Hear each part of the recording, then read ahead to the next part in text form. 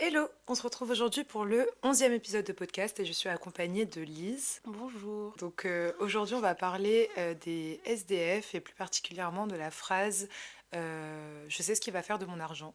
Je voulais un peu avoir ton avis sur ça parce que tu as déjà été SDF Ouais. et que je pense que ça pouvait être intéressant de parler avec toi sur ce sujet-là. Voilà, j'ai toujours pas de jingle donc on peut commencer. Du coup, cette phrase, cette fameuse phrase, je sais ce qu'il va faire de mon argent, toi t'en penses quoi quand on te dit je vais pas donner à un SDF, je sais ce qu'il va faire de mon argent? Honnêtement, ça me fait péter un câble à chaque fois. Parce que déjà, en ayant été SDF et en côtoyant tout le temps des SDF dans une grande ville surtout. Moi, avant, j'étais dans une ville un peu campagnarde. Donc, il y avait moins de SDF, mais il y en avait quand même. Et il y a ce truc de proximité qu'il n'y a pas dans les grandes villes. De c'est petit, donc on les connaît tous. C'est vraiment des humains, littéralement. Enfin, en grande ville, j'ai pas l'impression que les SDF sont considérés comme des vrais humains, genre. Mm. Ça peut être ton voisin, ça peut être n'importe qui. Et dès qu'on me sort cette phrase de non, mais je sais ce qu'il va faire de mon argent, ça me fait péter un câble. Parce que non, concrètement, tu sais pas ce qu'il va faire de ton argent. Et souvent, ça sous-entend il va se droguer avec, il va boire, et moi, j'ai pas envie de donner mon argent à quelqu'un qui va mal l'utiliser, etc. Tu peux pas savoir comment il va l'utiliser littéralement, mais tu peux quand même faire ce geste de venir en aide à quelqu'un. Et même s'il se drogue, même s'il boit avec, Voilà. peut-être que ça ne va pas foncièrement l'aider, mais dans sa situation actuelle, il y a des choses qui aident, qui n'aideraient pas une personne qui n'est pas SDF, tu vois. Et je pense aussi qu'en plus, juste au pire des cas, si la seule chose qui lui procure du plaisir dans Ouais. sa vie, c'est sa bouteille d'alcool, franchement, je suis personne pour... je- Littéralement, ça aide à Ouais, tenir, tu vois. voilà, c'est ça. Donc, Il y a un SDF, souvent que je croise à Lille, et lui, il est vraiment honnête. Genre, quand il est en besoin, il demande de la monnaie comme n'importe quel SDF. Mais quand il est vraiment au bout de sa journée, je sais qu'il vient voir les gens en mode ouais, honnêtement, là, j'aurais pas assez d'argent pour dormir à l'auberge, j'aurais pas assez d'argent pour me nourrir, tout est fermé, etc.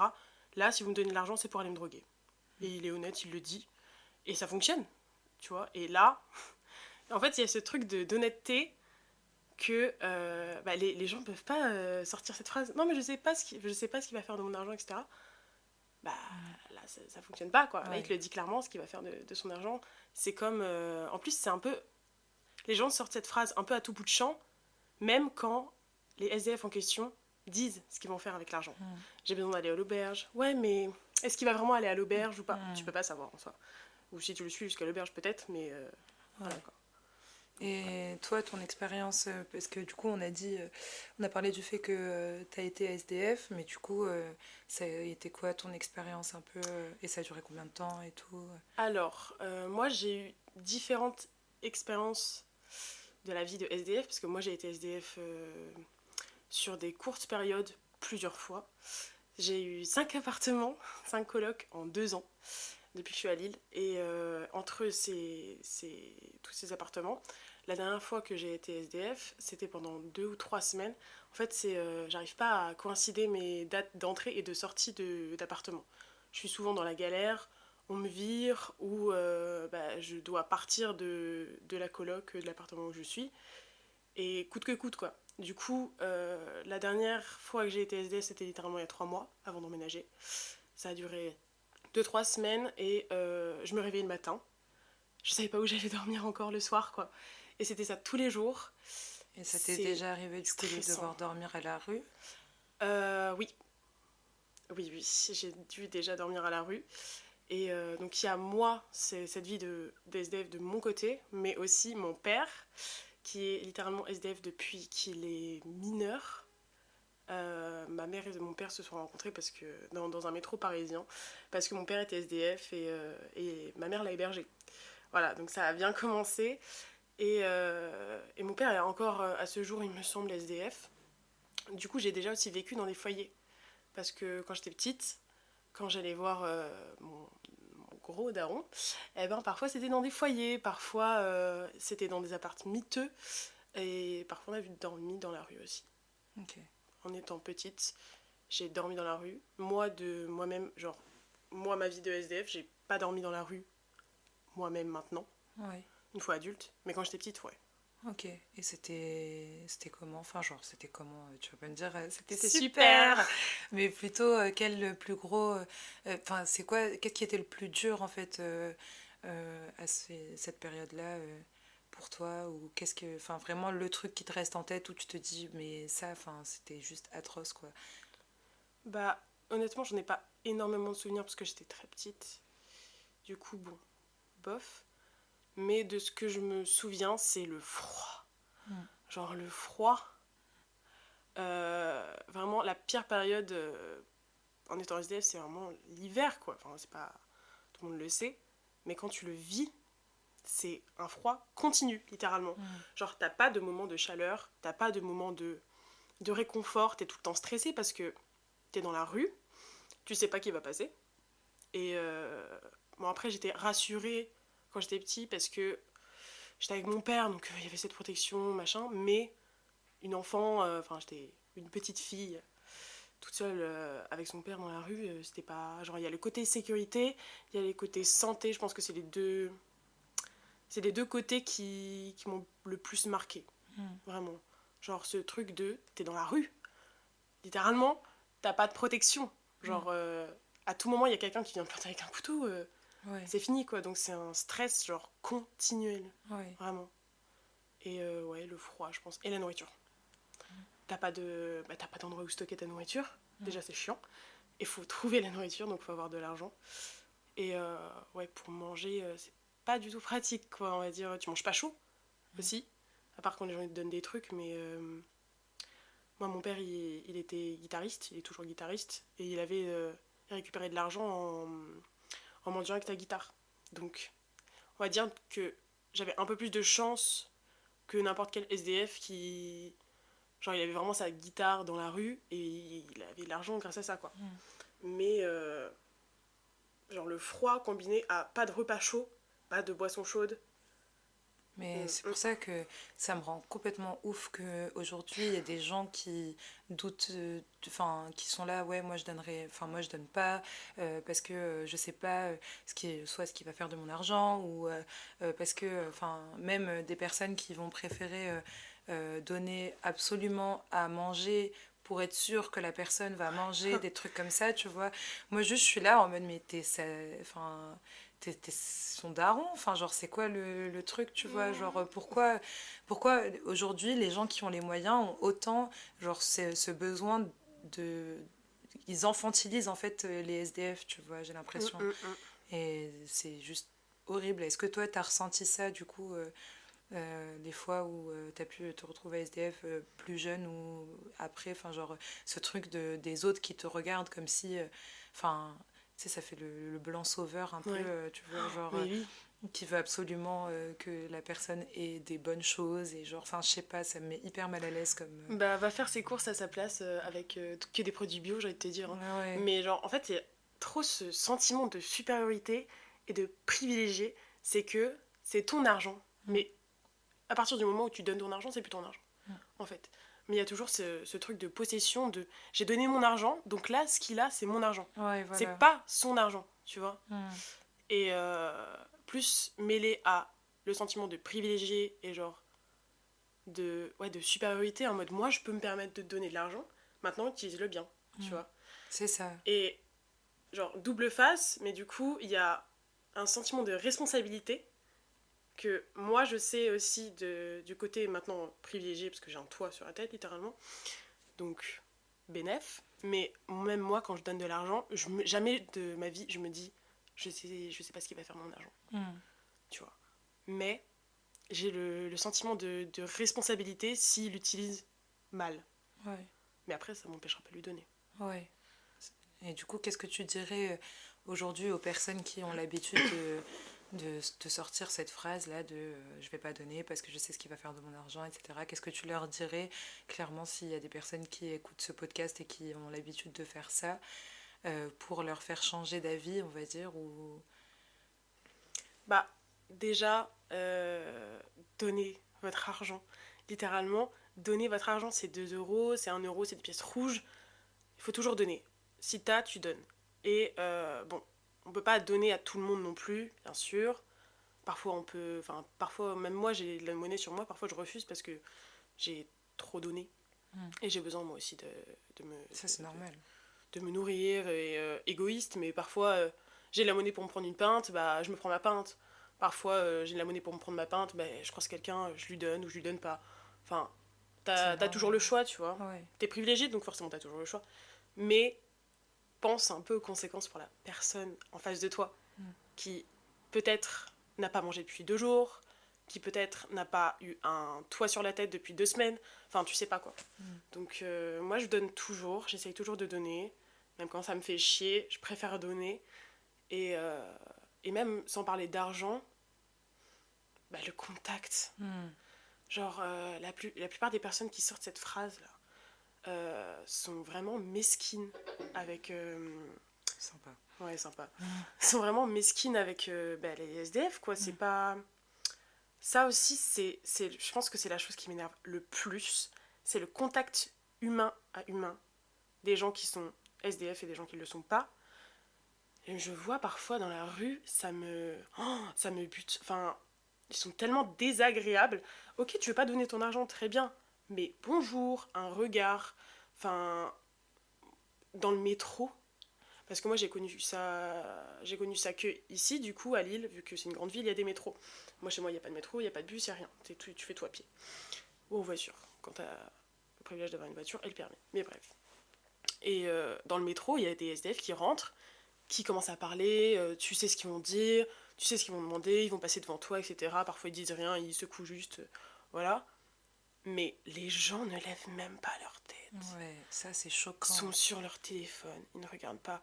Et parfois, je vois des gens qui ziotent un peu sur le côté et qui regardent mal. Mais pourquoi faire? Oui, ils demandent de l'argent dans le métro, t'es bien assis, t'es bien debout dans ton métro, t'as pas de monnaie, c'est pas grave. Mais tu le dis. Genre, moi, je pense que j'ai. Peut-être quelques fois, j'ai dû ignorer parce que j'avais mon casque ou quoi, mais bonjour, non, désolé, j'ai pas de monnaie sur moi. Genre, même quand j'ai mon casque et que je vois que j'entends pas ce qu'il dit, je sais. Enfin, tu vois, quoi, la gestuelle, bah, je regarde, je fais désolé, j'ai pas de monnaie. Mais enfin, je sais pas, tu t'excuses, tu dis bonjour quand même. Mais les gens, ils ont du mal. C'est vraiment plein de fois, c'est genre juste non, j'ai pas. Ou genre, enfin, Non. même dans la rue, non. Ou Ouais, genre, non. même pas de réponse, tu Non, vois. ouais. Et ils commencent, enfin, ils continuent à tracer. Et en fait, t'es là en mode, mais rendez-vous compte que bah, derrière, oui, déjà, il y a un humain. Et puis juste, enfin, le nombre de refus que la personne doit déjà se prendre toute la journée. Si en plus, genre, dans ces refus, il y a genre 50% des gens qui lui adressent même pas la parole. Enfin, c'est vraiment déshumaniser quelqu'un complètement et c'est atroce. Et toi, t'as déjà eu du coup ce truc où peut-être t'as dû demander de l'argent ou, Ouais. où on t'a... Ça m'est arrivé bah, il y a quelques mois, quand j'étais SDF pendant 2-3 semaines et que j'allais de maison de pote à maison de pote. Bon, après, j'ai eu la chance au bout d'un moment d'avoir un appartement fixe pendant une semaine, donc bénef. Mais je m'en souviens très bien parce que j'étais. Bah, c'était un peu la fin de l'été, je crois, vers la rentrée. J'avais chaud, j'avais soif, j'avais pas d'eau. Et j'avais littéralement 5 centimes, je crois, 10 centimes. Il me manquait 10 centimes pour m'acheter une bouteille d'eau. Et ouais, j'étais dans le magasin comme ça. Et je me suis dit, mais j'ai même pas 20 centimes pour m'acheter une bouteille d'eau. Mon chat n'avait plus de croquettes. J'avais même pas, je crois que c'était 3 balles les croquettes, quoi. J'avais même pas 3 euros pour acheter des croquettes à mon chat. Et genre, j'étais comme ça, à fixer les croquettes et la bouteille d'eau. Et je me suis sentie mais tellement mal. Et j'ai dû demander à des gens dans le magasin de me payer mes croquettes. Ça a fonctionné. J'ai fait ça plusieurs fois, genre même à des gens dans le magasin directement, en mode oui, j'ai pas assez d'argent, est-ce que vous pourriez rajouter ça, ça, ça. Et souvent dans les magasins, c'est très positif, comme quoi l'environnement fait beaucoup, mais les gens étaient très mimibles, ou alors j'ai eu tout le temps de la chance, mais je me souviens de cette fois-là, fois des croquettes, où il y avait un jeune homme qui m'avait donné littéralement genre un billet de 5 je crois, et j'avais pu acheter mes croquettes, de la pâtée et tout, j'avais acheté que des trucs pour le chat et j'avais pas assez pour ma bouteille d'eau. Du coup, j'ai dû ressortir dehors, mendier pour 20 centimes littéralement. Et l'homme, je sais pas si c'est parce que c'était vraiment dehors. En plus, j'avais pas une dégaine. Ça fait beaucoup, la dégaine. Genre, Ouais. j'avais une dégaine normale, on va dire ça avec des grosses guillemets, mais on n'aurait pas dit que j'étais SDF quoi. Et il était tellement désagréable. Il était tellement désagréable, j'ai quand même réussi à avoir mes 20 centimes. Je suis allée chercher ma bouteille d'eau. Je me sentais tellement mal. C'était le même qui t'avait donné les 5 euros? Non, Ah, ok. c'était un gars dans le magasin, c'était un jeune, et après c'était un petit vieux désagréable. Et pareil, j'avais pas de clope, parce que moi je suis fumeur, j'avais vraiment besoin d'une clope, et j'ai dû demander une clope à un autre vieux qui était à côté. Et pareil, pas de rien. Bonjour, j'ai vraiment dit bonjour, excusez-moi de vous déranger. Est-ce que je pourrais avoir une cigarette s'il vous plaît, c'est vraiment la merde. Si vous pouvez pas, c'est pas grave, hein. Je vois, il sort quand même son paquet, je fais sinon, c'est pas grave, hein. Vous inquiétez pas, je demanderai à quelqu'un d'autre. Pas un mot, rien du tout. Il m'a passé sa clope avec dédain. Et je suis en mode merci. Je suis partie, j'ai bu ma bouteille d'eau, j'ai fumé ma clope, j'ai appelé ma mère. Et j'ai fondu en larmes, littéralement. Je m'en souviens, en plus, j'étais vraiment assise par terre à République Beaux-Arts, en train de pleurer avec ma bouteille d'eau et ma clope. Et c'était juste horrible. Et ma mère a pleuré aussi au téléphone parce que je me suis rendue. En fait, je l'ai appelée et je lui ai dit mais maman, tu te rends compte? J'ai dû mendier 20 centimes pour m'acheter une bouteille d'eau.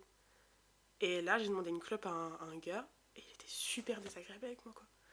Donc, le fait de me rendre compte que j'étais vraiment à ce point-là de pauvreté, plus, genre, la mauvaise humeur des gens. Non, j'étais mal. Non, franchement, j'étais mal. Mais je pense que c'est l'environnement qui fait beaucoup aussi. Parce que une fois, ça m'est arrivé plusieurs fois, du coup.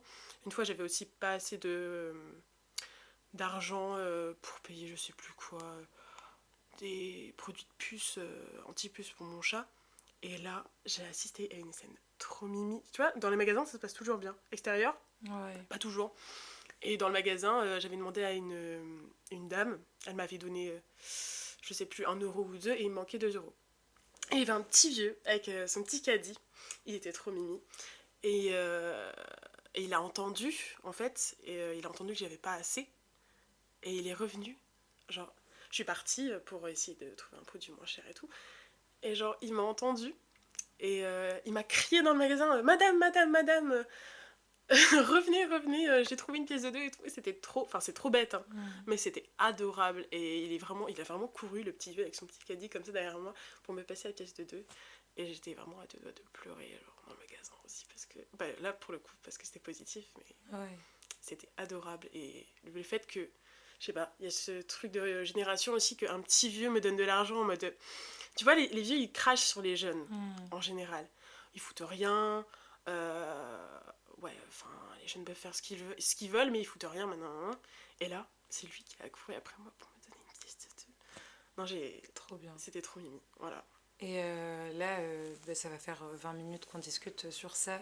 Qu'est-ce que tu pourrais dire pour un peu conclure cet épisode plus, enfin, je sais pas si t'aimerais faire de la prévention ou plus redire quelque chose sur ton expérience ou quelque chose, enfin, par rapport à ça, je sais pas. Bah, littéralement, juste soyez gentils. La gentillesse prime. Et même si y a des SDF qui sont de mauvais poils, qui vous insultent, qui machin, faut essayer de comprendre. Moi aussi, ça m'agace parfois. Mais il faut essayer de comprendre que quand tu vis à la rue, t'es pas bien mentalement, t'es pas bien physiquement, t'es épuisé tout le temps, t'es stressé tout le temps, t'es pas dans une situation stable. Donc oui, tu te prends des noms à longueur de journée. C'est normal qu'au bout d'un moment, les gens soient désagréables. Voilà. Donc faut pas jeter la pierre. Moi, je jette une semi-pierre, on va dire, parce que t'es pas obligé d'agresser les gens pour leur demander de l'argent. Mais au bout d'un moment, je peux comprendre que tu deviens fou, quoi. Donc soyez gentils, malgré. Faut pas s'abaisser à quelqu'un qui. En général, même, faut pas s'abaisser à quelqu'un qui est méchant. Faut toujours être gentil. Donnez votre argent quand vous pouvez. Et quand vous n'avez pas d'argent, discutez avec les gens. Juste, moi, ça m'arrive très souvent de discuter longuement avec des SDF. J'en connais un qui s'appelle Alex, qui est souvent à l'île Flandre. Et je lui ai passé littéralement plein de vêtements, je lui ai payé un café, je lui ai payé des courses. Et il est adorable. Genre, discuter, même si vous avez 5 minutes, 2 minutes, enfin, moi j'ai appris toute sa vie, quoi. Et il est adorable. Il n'y a pas besoin d'argent, parfois, juste, bah, vous avez des vêtements qui traînent à la maison. Ou Ah, juste même l'expérience, enfin le fait de parler à quelqu'un. bah ouais, ça fait du bien. Il a parlé à Genre, la personne peut-être de la journée à part pour demander de l'argent. Enfin, mais genre, oui, tout le mais monde, oui. personne veut avoir de discussion avec lui. Se poser 5 minutes dans ta journée pour discuter un peu avec une personne qui est à la rue comme ça, enfin, genre, ça te coûte rien et ça va être enrichissant pour toi et pour l'autre personne aussi. Donc, si vous n'avez pas d'argent, si vous n'avez pas de vêtements à donner, si vous n'avez pas de bouffe, si vous n'avez rien, bah, donnez au moins votre temps, genre. Et voilà. Ouais, littéralement. Mais en plus, dès que tu commences à parler un petit peu à un SDF, enfin, vous allez vous rendre compte que ça fait vraiment plaisir, quoi. Mm. Souvent, ils le disent. Ah, mais merci. C'est vraiment la première discussion que j'ai depuis la journée. Voilà, Il est c'est 20h. ça. Bah ouais. Ouais. Genre, même si vous le faites tout le temps, à chaque fois, ou pas d'ailleurs, ça change beaucoup. Voilà. Et peut-être qu'il serait moins agressif du coup. Ouais, exactement. Voilà. Bah, c'est super. Merci beaucoup d'être venu aujourd'hui pour ce podcast. De rien. J'espère que ça aura sensibilisé certaines personnes et que bah, juste les gens seront plus gentils en fait et qui se rendront compte d'à quel point c'est problématique de sortir des phrases comme je sais ce qu'il va faire de mon argent. Et bah, merci pour ton temps, merci pour d'avoir partagé ton expérience. Pardon. Et bah, on se retrouve sûrement la semaine prochaine pour un nouvel épisode. Bisous!